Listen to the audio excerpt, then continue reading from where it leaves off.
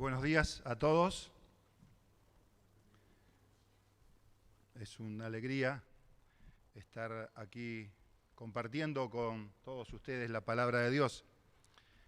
Qué hermoso esta última, todas lindas son las canciones que compartieron esta mañana, ¿no? Pero qué hermosa esta última como oración personal de cada uno de nosotros. Ustedes no saben de qué tema vamos a esta mañana a meditar, pero yo les puedo decir que Dios ha preparado evidentemente todo este día para que aún en la escuela dominical, a pesar de que tangencialmente se ha tocado el tema que vamos a ver esta mañana, o la oración de Carlos, o el pasaje de Habacuc que hemos leído, Dios prepara absolutamente todas las cosas. Y esta mañana vamos a hablar de la esperanza, ¿no? Vamos a reflexionar sobre un tema que he tomado del pastor Sugel Michelén. Me encantó cómo lo consideró y creo que es bueno que lo podamos desarrollar en esta mañana.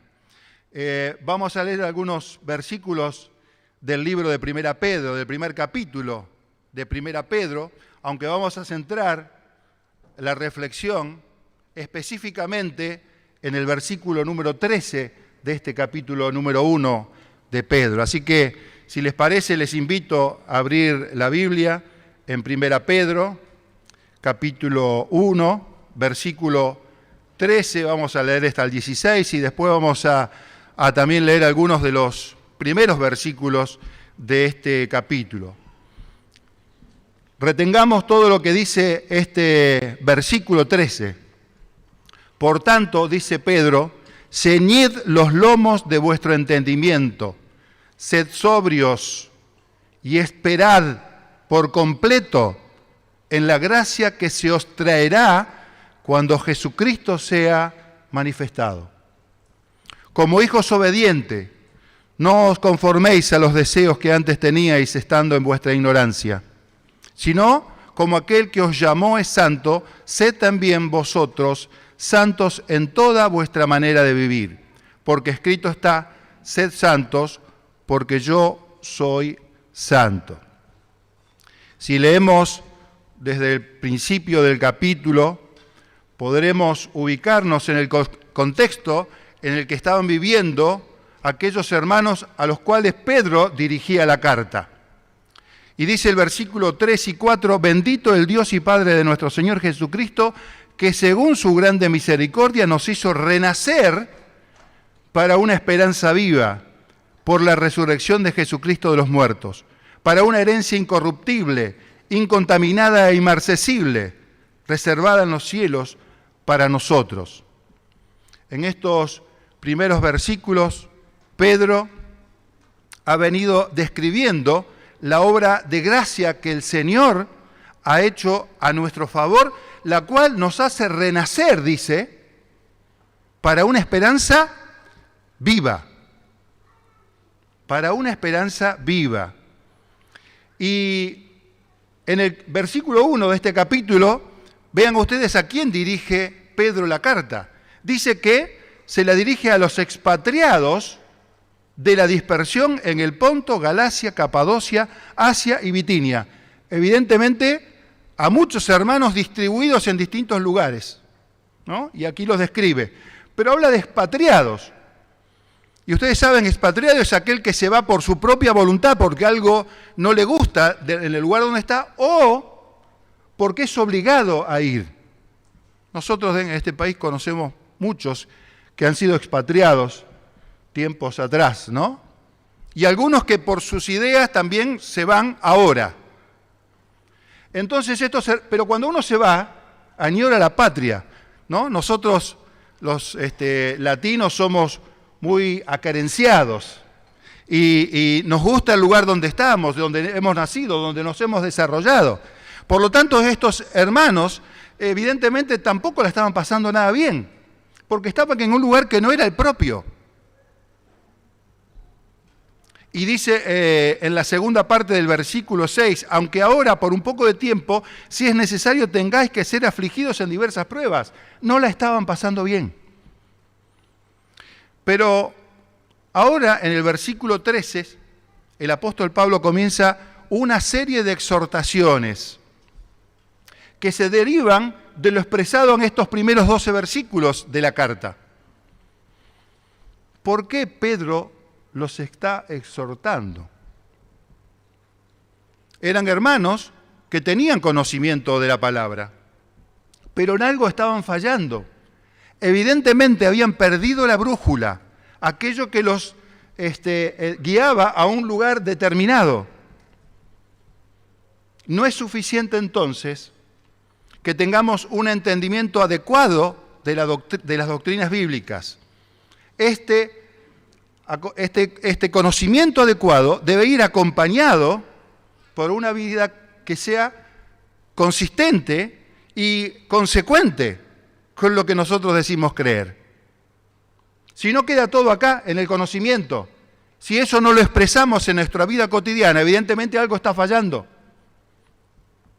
¿Cómo se supone entonces que debemos vivir a la luz de la herencia, según dice este pasaje, que el Señor tiene reservada para nosotros para que disfrutemos en plenitud, ¿no?, cuando el Señor venga en gloria?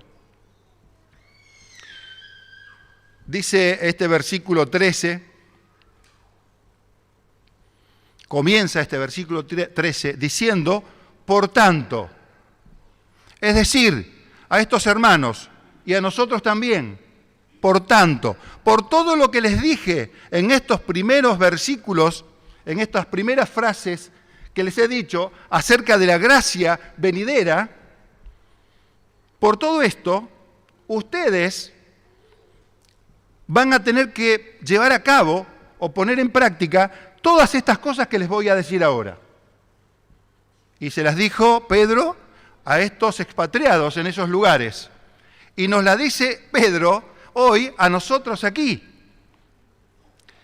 Este es el tema principal de este versículo 13 de este capítulo 1 de 1 Pedro, la esperanza que debe caracterizar al cristiano. ¿Cómo puede ser que Pedro, además de todas las situaciones que estaban viviendo estos hermanos, los exhorte? Y es que Pedro consideró que era necesario encaminar nuevamente el camino de cada uno de estos hermanos. Y vamos a desarrollar este punto acerca de la esperanza bajo 3 aristas distintos. En primer lugar, tenemos que tener claro cuál es el objeto de la esperanza cristiana. ¿Cuál es el propósito, la razón, el sentido de la esperanza? ¿Dónde debe estar puesta nuestra mirada? Leíamos en la carta, en el contexto de esta carta, que estos hermanos estaban pasando por una situación difícil y vamos a traerlas a un problema general que hoy nos obliga a estar de la manera que estamos. Vamos a hablar de este problema de la pandemia, ¿no? Y a este problema de la pandemia seguramente cada uno de nosotros tendremos nuestra propia pandemia personal. Problemas familiares, problemas económicos, trabajo, enfermedad. Cada uno podrá aplicar esto que hoy, si Dios quiere, podemos meditar para nuestra propia vida y que sea de utilidad para la puesta en práctica de eso. Va a ser ya para este país, Argentina, en poco menos de 2 meses, 1 año que estamos soportando esta pandemia, ¿no? Y entonces escuchamos ahora que, bueno, ya hace algunos meses, ¿no?, que el hombre está trabajando para crear la vacuna y se han creado varias. Saquemos nuestras conclusiones, porque no una y varias, sino varias, ¿no? Tal vez haya algún interés económico en todo esto, ¿no? Pero ninguna de ellas dice que asegura la sanidad del 100%. Todas llevan a un porcentaje diferente. Es así que, entonces, el objetivo principal o la esperanza principal que tiene el mundo, la humanidad en general, es que tenga efecto esta vacuna para que esta pandemia termine. Ahora otros son un poco escépticos a esto y dicen con la vacuna solamente no se va a llegar al fin de esta pandemia. Hay que seguir acompañando con todas estas instrucciones que recibimos, creadas por el hombre, que recibimos cada país, cada gobierno las enuncia, que son los famosos protocolos. Algunos de ellos estamos cumpliendo nosotros acá, por supuesto. Nosotros como cristianos debemos cumplir con esos protocolos. Debemos respetar lo que los gobiernos están indicando al respecto, entendiendo de que es lo adecuado para que esta esperanza que tiene el mundo en general pueda tener su efecto y la pandemia pueda finalizar. Pero nosotros como cristianos no solamente debemos respetar esos protocolos que son enunciados y puestos en la práctica en cada país y en el nuestro en particular, sino que tenemos que pensar un poquito más allá. Nosotros como cristianos respondemos a un reino que no es de este mundo. Nosotros somos ciudadanos del reino de Dios. Por lo tanto, nuestra esperanza debe ser más elevada que el de una vacuna o un protocolo para cubrir la pandemia. Nosotros esperamos, y lo veíamos en este versículo que hemos leído, esperamos en la gracia que se nos traerá, dice la palabra, cuando Jesucristo sea manifestado. Esa y no otra debe ser nuestra esperanza. Ese es el objeto de nuestra esperanza. Dice Filipenses 3:20, mas nuestra ciudadanía está en los cielos, de donde también esperamos al Salvador, al Señor Jesucristo. Dice Tito 2:13, aguardando la esperanza bienaventurada y la manifestación gloriosa de nuestro gran Dios y Salvador Jesucristo. Esta y no otra debe ser la esperanza del cristiano. Fue para tener esa esperanza viva, que leíamos recién, para que el Padre nos hizo renacer de nuevo. Si no, ¿para qué? Decimos, hemos nacido de nuevo, ¿no? ¿Para qué? Para tener esa esperanza viva. Claro, es fácil decirlo, ¿no? No es fácil enfocarnos especialmente en esto cuando vemos todo lo que sucede a nuestro alrededor. Y no lo limitemos, por eso decía antes, no lo limitemos al tema de la pandemia, ampliémoslo a nuestras cuestiones personales, a las que mencionábamos u otras. Pero aquí el apóstol Pedro dice que debemos esperar por completo en la gracia que se nos traerá cuando Jesucristo sea manifestado. Esto es enfocarnos, no distraernos. Dice que la disfrutaremos plenamente en aquel día. Es un obsequio de la gracia de Dios para sus hijos. Gracia no es solo aquello que Dios otorga en Cristo a quienes no lo merecen, sino, dicho de otra manera, más bien, es lo que el Señor otorga a quienes merecen lo contrario. Si nosotros mereciéramos algo por nuestros pecados, en lugar de la gloria del cielo, mereceríamos la condenación del infierno. Pero, por causa de Cristo y de nuestra unión por fe en Él, lo que nosotros merecemos es lo que recibimos a partir de Cristo, que es por gracia. Ahora bien, los cristianos disfrutamos de esta gracia aquí y ahora. Las bendiciones que recibimos cotidianamente, las recibimos por esta gracia que viene de Cristo. Este favor inmerecido. Dios cada día añade, por su gracia, bendiciones a nuestra vida. Pero la enseñanza implícita que se desprende de este texto, versículo 13, que estamos considerando, dice que las bendiciones que nosotros estamos gozando actualmente no se comparan con las que vamos a recibir por gracia en el día en que el Señor Jesús vuelva. No se comparan. Así que imagínense ustedes. Imagínense a qué punto Jesús en el libro de Mateo, capítulo 13, versículo 43, dice: los justos resplandecerán como el sol en el reino de su Padre. ¿Se imaginan? Dice: el que tiene oído, oiga, ¿no? A ver, el que tiene oído, oiga. Dice que nosotros, gloria a Dios, resplandeceremos como el sol en el reino del Padre. Inimaginable. Ahora, Pedro está hablándole a estos hermanos y nosotros debemos notar, le dice: ceñid vuestros lomos, sean sobrios. Ceñid. ¿Cuándo? Ahora. Estos hermanos no la estaban pasando bien, pero Pedro les dice: ciñan vuestros lomos del entendimiento. Ahora, no dentro de un rato, o más tarde, o dentro de algunos días, o el año que viene. Ciñan ya. Es lo mismo que nosotros tenemos que tener en cuenta esto. Si hemos leído este pasaje y lo hemos estudiado antes, en ese momento, y si es ahora, es ahora. Y esto de ahora nos deja la idea, en esta forma de expresión en el original de Pedro, que esta gracia está siendo traída, ¿no? Está siendo traída. Y esto no es una posibilidad.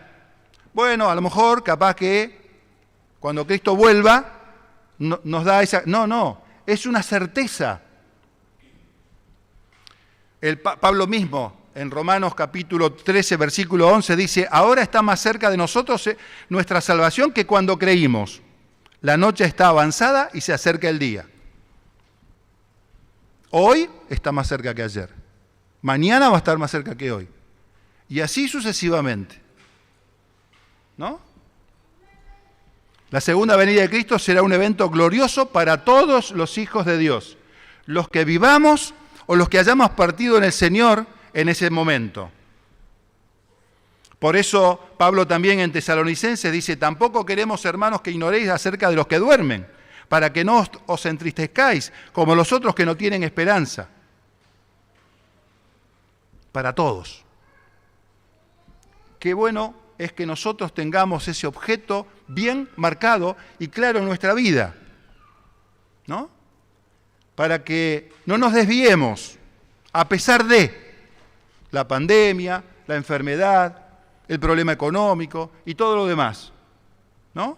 Pero Pedro no se queda con eso solamente. Ya sabemos que para alcanzar la salvación no hay que hacer absolutamente nada, es por gracia, por la obra de Cristo. Todo lo hizo Cristo.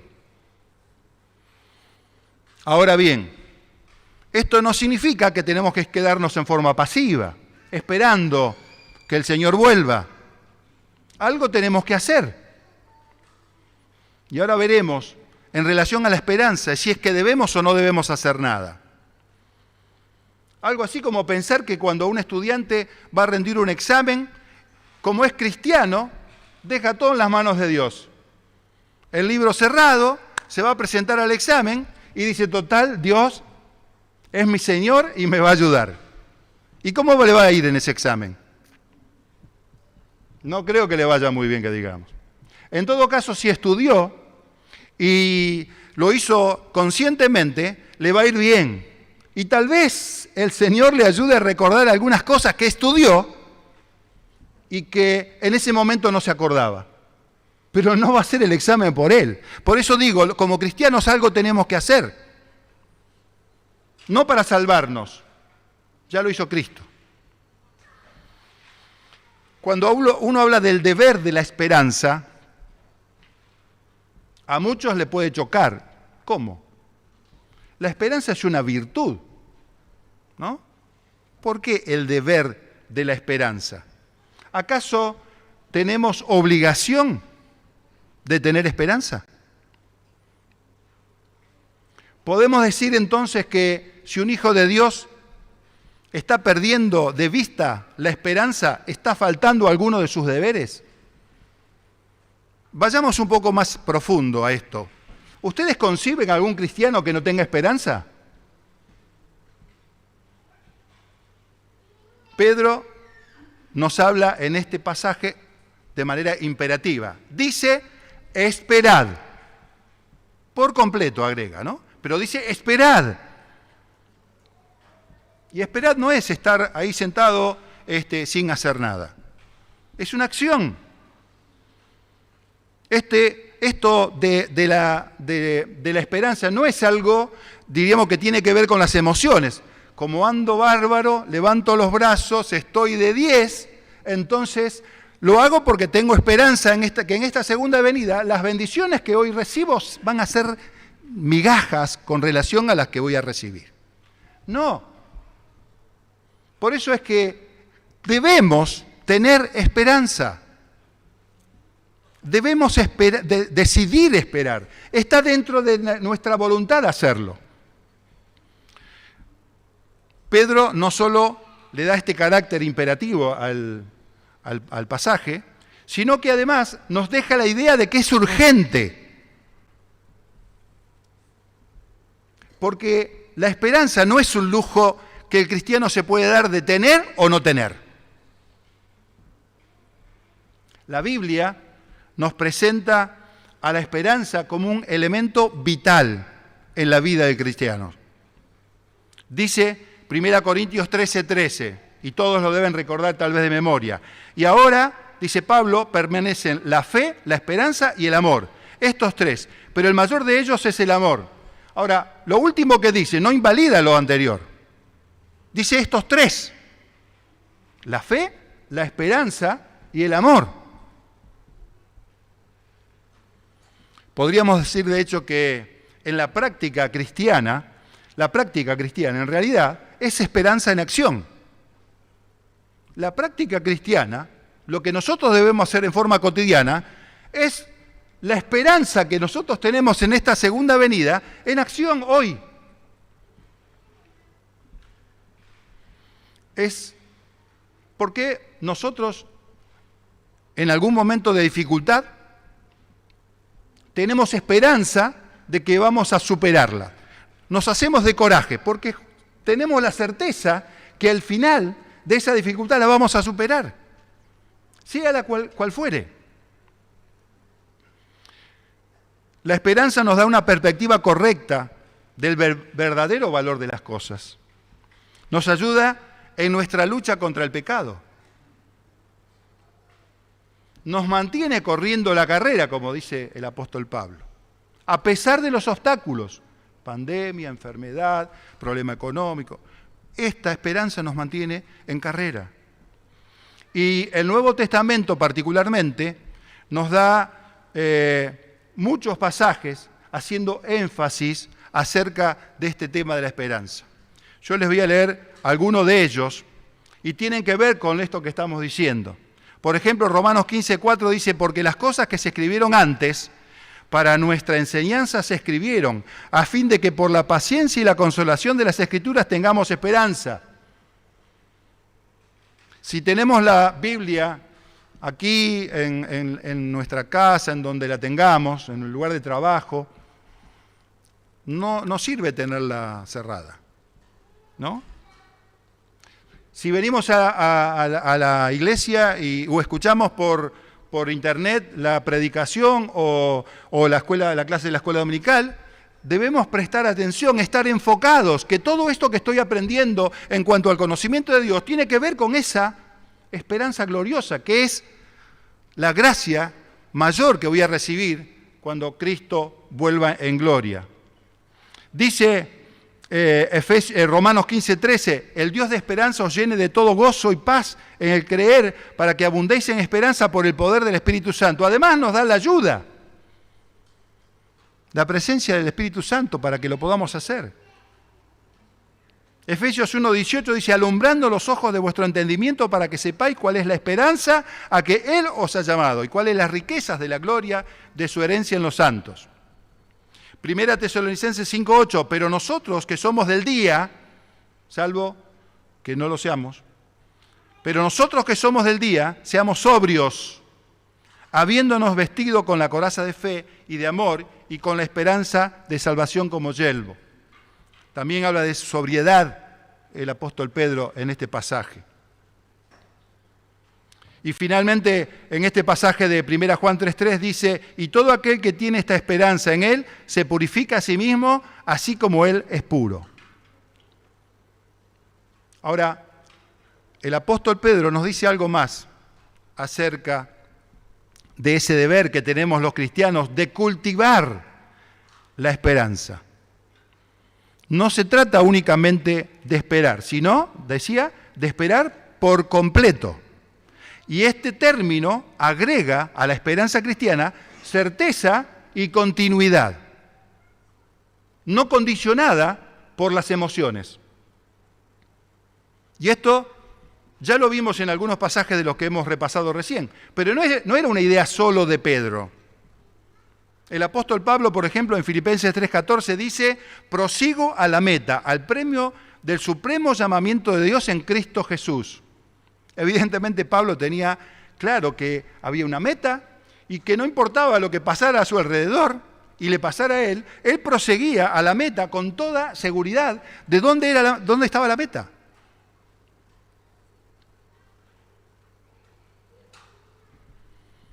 No es que estemos hablando hoy y que los cristianos debamos tener como algún grado de certidumbre. No es esto que, bueno, a lo mejor va a pasar. No. Nuestro Dios y Padre nos hizo renacer para que podamos tener una esperanza viva, dice el pasaje. Y uno de los atributos esenciales de Dios, algo que si le faltara dejaría de ser Dios, es su fidelidad. Dios es fiel. Tito 1:2 dice, Pablo, siervo de Dios y apóstol de Jesucristo, conforme a la fe de los escogidos de Dios y el conocimiento de la verdad que es según la piedad, en la esperanza de la vida eterna, la cual Dios, que no miente, prometió desde antes del principio de los siglos. El Señor no miente. Pero como si esto fuera poco, sobre las promesas que Él nos dejó, fíjense lo que dice Hebreos 6, 17 y 18. Por lo cual, queriendo Dios mostrar más abundantemente a los herederos de la promesa la inmutabilidad de su consejo, ¿qué hizo? Interpuso juramento, para que por dos cosas inmutables, en las cuales sea imposible que Dios mienta, tengamos un fortísimo consuelo, los que hemos acudido para asirnos de la esperanza puesta delante de nosotros. No solamente es fiel y no miente, sino que además interpuso juramento. Entonces, ¿de qué debemos que dudar? Lo que Cristo promete traer en su segunda venida, ya lo compró en la cruz del Calvario por medio de su sangre. ¿Ustedes creen que cualquiera podría derramar sangre para no cumplir una promesa? Indudablemente que no, menos el Señor. Debemos esperar con toda seguridad. Y no solo con toda seguridad, sino en forma permanente, a pesar, vuelvo a repetir, a pesar de las circunstancias que nos rodean y que nos condicionan nuestra cotidiana manera de vivir. Las circunstancias pueden cambiar, como decía recién, en forma permanente. Pero la verdad del Señor no. Hoy podemos estar rodeados de amigos, mañana podemos estar solos. Hoy podemos tener un buen pasar económico, mañana podemos estar empobrecidos. Hoy podemos tener salud, pero mañana podemos estar enfermos. No importa las condiciones, el Señor no falla. Si estamos atravesando por una situación aflictiva, esa aflicción presente no se anula bajo ningún punto de vista esta esperanza en el futuro. Y decíamos recién, y en este tercer aspecto de la esperanza vamos a ver, que el deber como cristianos debe cultivar la esperanza. Debemos cultivar la esperanza. Nosotros que somos del campo sabemos lo que es cultivar. Tal vez aquellos que tienen la oportunidad de vivir en la ciudad, el cultivo puede darse en un espacio muy reducido. Pero en espacios amplios, el cultivar es mover la tierra, trabajarla, prepararla, para que lo que vaya a sembrar pueda crecer adecuadamente y dé su fruto. Entonces aquí estamos hablando de el deber como cristianos de cultivar esa esperanza. Decíamos al principio que estos hermanos expatriados estaban pasando por un momento de dificultad, ¿no? Estaban en un lugar que no era el propio, estaban desarrollándose como cristianos en medio de un mundo pagano. Como dicen en las películas, cualquier parecido con la realidad es pura coincidencia, ¿no? Ustedes hagan su propio análisis. Muchos de estos cristianos estaban perseguidos por la causa de su fe en Jesucristo. Aquellos cristianos que eran, diríamos, siervos de amos no cristianos, recibían abusos y maltrato de sus amos. Las esposas cristianas que se habían casado con no creyentes, con hombres inconversos, también recibían este tipo de afrentas. Ahora, Pedro le dirigía estas exhortaciones a esa gente.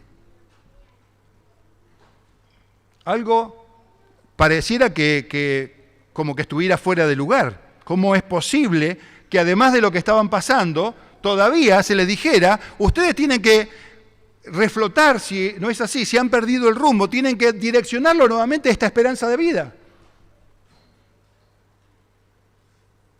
Y algo así como que nosotros, a pesar de la pandemia, que en un año todavía no hay solución, y cuando no hay solución hablamos de rebrotes, ¿no? No sé por qué cantidad de rebrotes hay en el mundo, pero bueno, se perdemos la cuenta. Si los rebrotes son cuando la cantidad de contagiados aumentan, bueno, hay muchos, ¿no? Pero no termina. Bueno, y Pedro le estaba hablando a esta gente. ¿Pero por qué le estaba hablando a esta gente? Porque les quería abrir los ojos para que encontraran el rumbo. Y le iba a decir cómo. ¿Y saben cómo? Dice así, ciñendo los lomos de nuestro entendimiento y siendo sobrios. Ciñendo los lomos de nuestro entendimiento y siendo sobrios. Para los lectores del primer siglo, hablarle en estos términos era de muy fácil entendimiento. ¿Qué significaba ceñir los lomos? Significaba, bueno, todavía hoy hay muchos que usan túnicas, ¿no? Pero en ese entonces yo diría que todos los hombres usaban túnicas. Entonces, cuando estaban en una ceremonia religiosa o cuando estaban, diríamos, disfrutando del día, caminando, distrayéndose en forma relajada, ellos usaban sus túnicas hasta los pies. Ahora, cuando tenían que hacer un trabajo arduo o cuando eran llamados a las guerras, tenían que recoger sus túnicas y atarlas con una cinta de cuero en su cintura para que esa túnica no entorpeciera su accionar. Por lo tanto, cuando se habla de ceñir los lomos, se está diciendo, prepárate para la acción. Prepárate para la acción. Hoy en día reemplazamos este dicho por otro.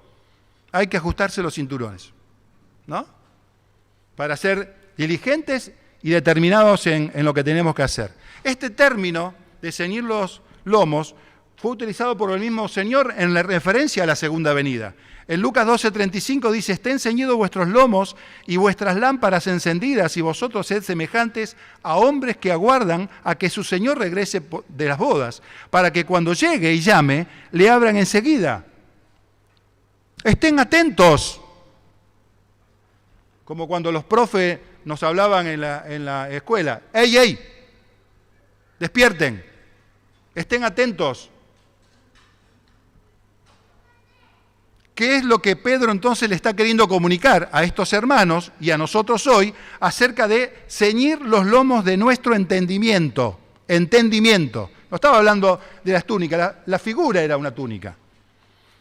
Que lo mismo que hacían con la ropa, lo tenemos que hacer con nuestro pensamiento.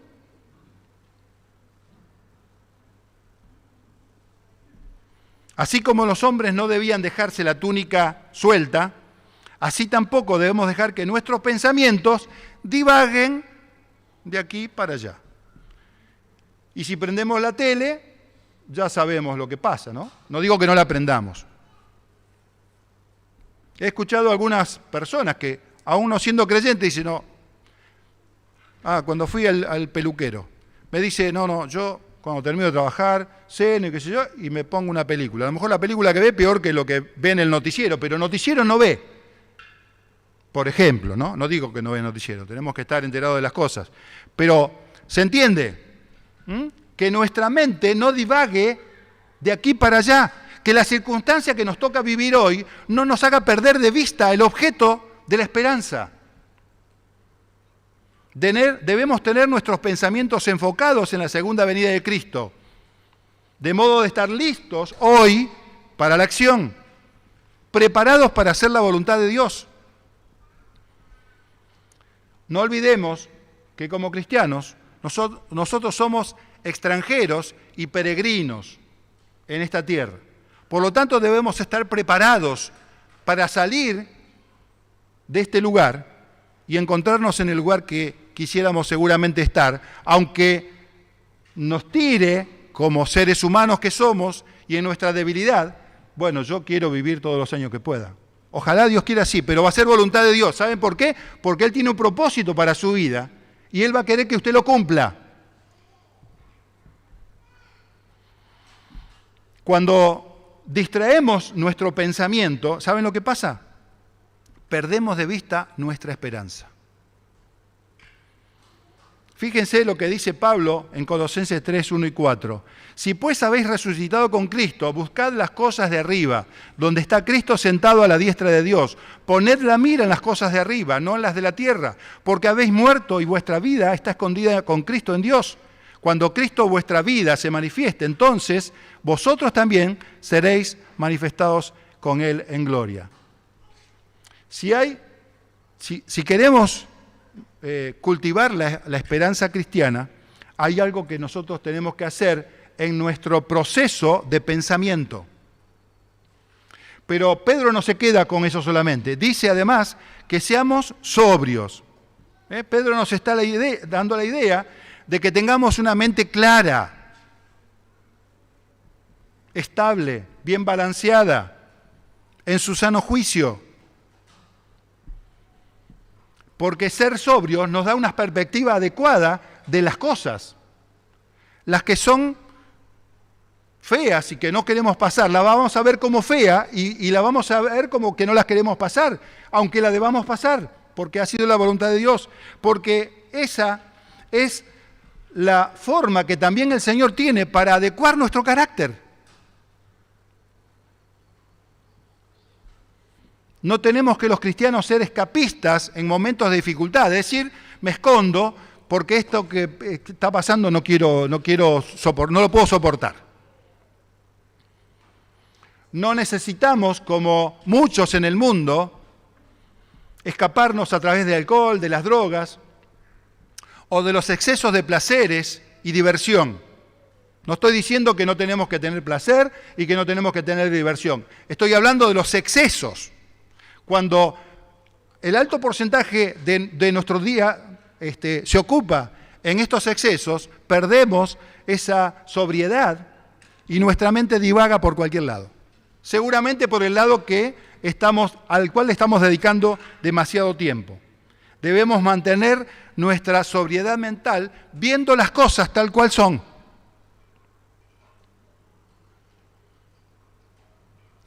Si bien estamos viviendo en un mundo donde tendremos aflicciones y la Biblia nos anticipó esto, fíjense lo que dice Romanos 8:18.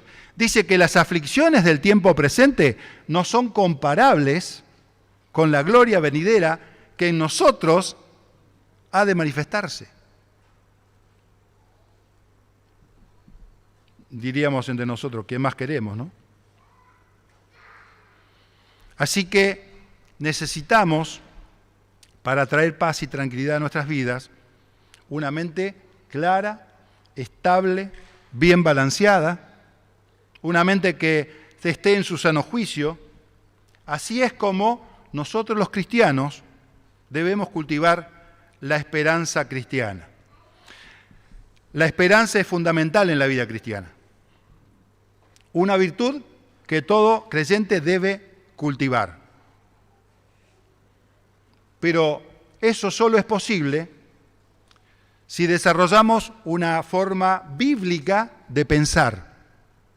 Y para eso no debemos tomar la Biblia solamente en el momento en que venimos a la iglesia o en el momento que escuchamos la predicación o la escuela dominical. Debemos tenerlo como una constancia cotidiana, porque así formaremos nuestra mente. Dice el dicho que vivimos como pensamos. Y si no le dedicamos tiempo a la Escritura, no para llenarnos de conocimientos solamente, sino para esos conocimientos llevarlos a la práctica, vivimos como pensamos y entonces vamos a vivir con lo que llenemos nuestro corazón día a día. Dice el Señor Jesús en Mateo 22:37, amarás al Señor tu Dios con todo tu corazón y con toda tu alma y con qué más, con toda tu mente, con toda tu mente, con toda tu mente. Con ella podemos pensar,